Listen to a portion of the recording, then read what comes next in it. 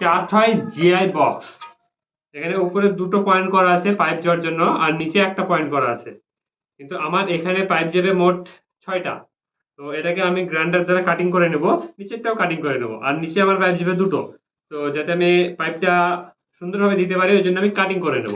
তো চলো কাটিংটা করি।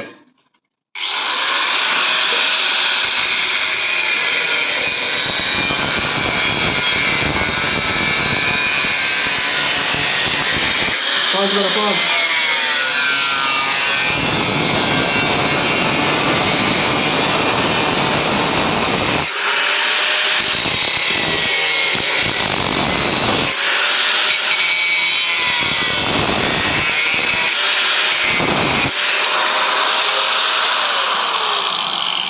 তো আমি মাথাটা পুরোটা কাটিং করে নিলাম, একদম বড় হয়ে গেল আর কি। এখানে দুটো পাইপ নেই, এখানে 4-5টা পাইপও যাবে। তো আমার ওখানে 5টা পাইপ আছে, আমি 5টা পাইপ এখান দিয়ে পাঠাবো বলে আমি এটা কাটিং করে নিলাম।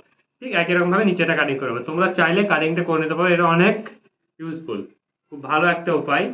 তো করতে পারো তোমরা।